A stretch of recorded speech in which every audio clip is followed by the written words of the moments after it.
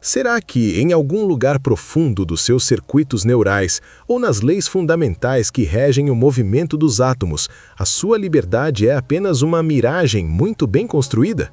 Imagine-se agora, neste exato momento, pausando tudo o que está fazendo para refletir sobre a natureza da sua própria vontade.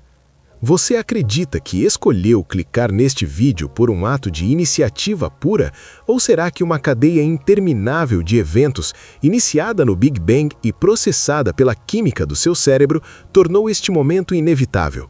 O que vamos explorar hoje não é apenas uma curiosidade acadêmica para ser discutida em salas de aula empoeiradas. É uma investigação que toca o cerne da sua sanidade, da sua responsabilidade moral e do modo como você percebe cada segundo da sua existência. Se o livre-arbítrio cair por terra, o que sobra de nós? Seríamos apenas espectadores passivos em um cinema cósmico, assistindo ao filme da nossa própria vida sem poder mudar um único frame? Pense na complexidade do que chamamos de escolha.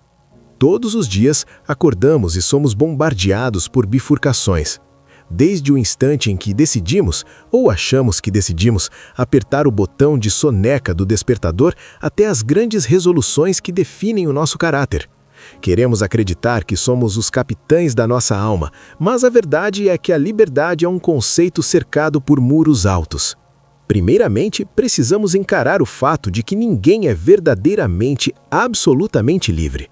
Você nasceu em um país específico, em uma época específica, com uma carga genética que não escolheu. Você foi moldado por normas culturais, por pressões familiares e por um sistema econômico que define, em grande parte, o cardápio de opções que estão à sua frente. Se você decide tomar um café com adoçante em vez de açúcar, essa escolha é livre ou é apenas o resultado de anos de condicionamento sobre saúde, sabor e marketing? Ou talvez seja apenas o seu pâncreas enviando sinais químicos que o seu cérebro interpreta como uma vontade própria. Essa questão da vontade própria, de saber quem realmente está no cockpit da sua consciência, atravessa os séculos. Antes dos laboratórios de neurociência, esse era o campo de batalha de teólogos e filósofos. Se olharmos para as raízes da civilização ocidental, encontramos no Antigo Testamento uma narrativa poderosa sobre esse despertar. A expulsão de Adão e Eva do Jardim do Éden, após consumirem o fruto da árvore do conhecimento, é frequentemente interpretada como o nascimento do livre-arbítrio humano. Ao ganharem o conhecimento do bem e do mal, eles ganharam a autonomia, mas pagaram um preço amargo, a responsabilidade. A partir dali, cada ação passou a ter um peso eterno. Se você escolhe o caminho da virtude ou o caminho do vício, a conta chegará. Mas essa lógica teológica depende de uma premissa fundamental, a de que você poderia ter agido de outra forma. Se você não tivesse a opção de não comer a maçã, o castigo seria injusto. E é aqui que a ciência moderna entra com um martelo pesado, questionando se essa opção de agir de outra forma realmente existe na física. No século XIX, o otimismo científico atingiu um ponto de ebulição com o que chamamos de determinismo laplaciano.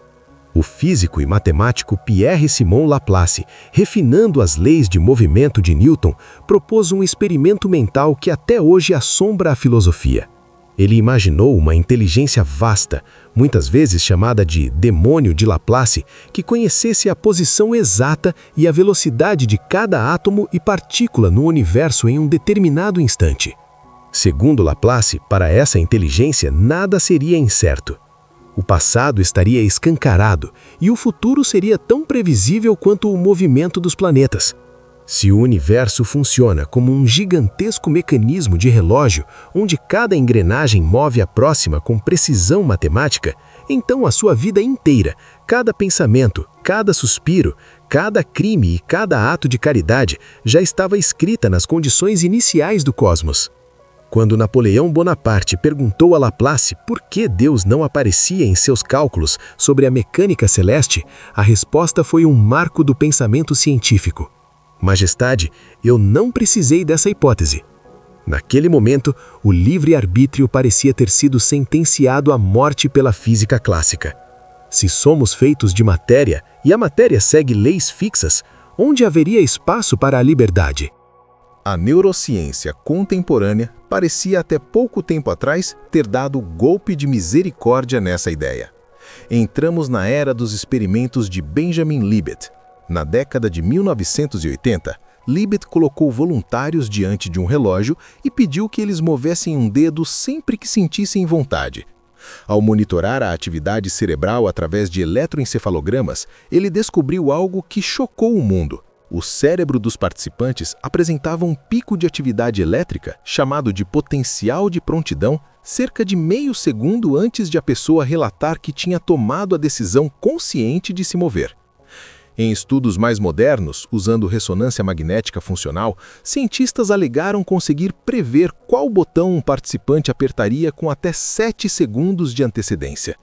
A conclusão parecia inevitável. O seu cérebro decide e a sua consciência é apenas o último departamento a receber o memorando, criando a ilusão de que você deu a ordem.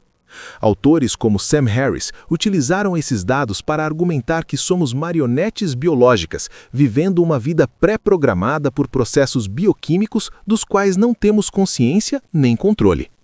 Mas é aqui que a história dá uma reviravolta fascinante e necessária. Recentemente, essa visão puramente mecânica começou a ser desmantelada, ou ao menos profundamente questionada. O próprio experimento de Libet passou por um processo de debunking, ou reinterpretação crítica. Pesquisadores começaram a perceber que o tal potencial de prontidão pode ser apenas ruído neural, uma flutuação aleatória da atividade cerebral que não significa necessariamente uma decisão tomada. Apertar um botão em um laboratório não tem nada a ver com o tipo de livre-arbítrio que realmente importa.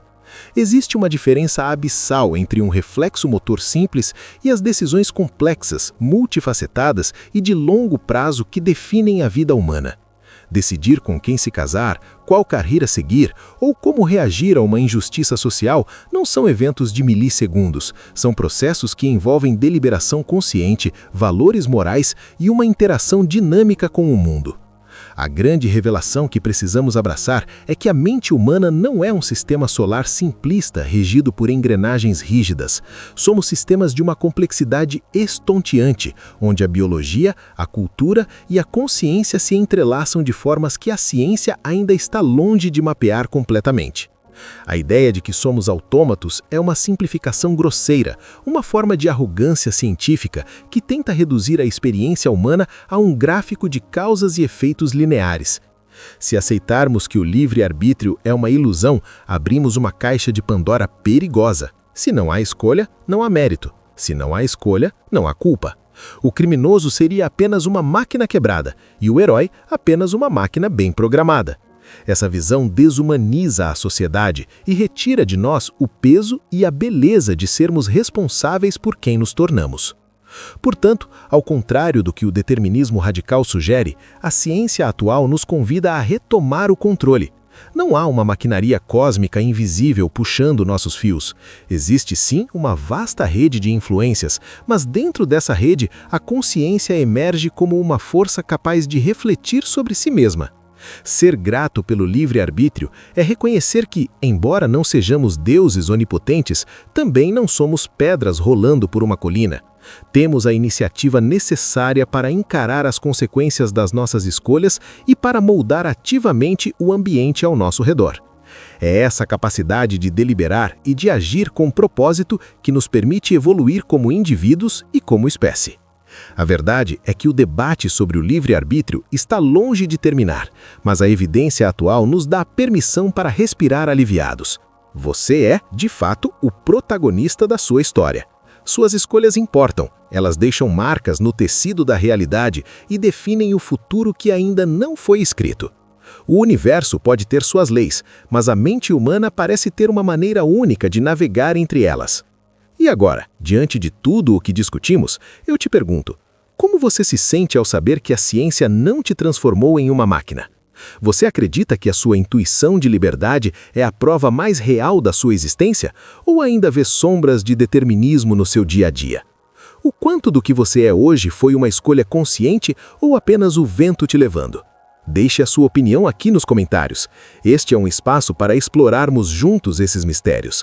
Se este conteúdo te fez pensar mais profundamente sobre a sua própria vida e sobre a incrível máquina que é o seu cérebro, não guarde isso só para você. Compartilhe com aquela pessoa que adora um bom desafio intelectual e que precisa saber que sim, nós ainda somos os donos do nosso destino.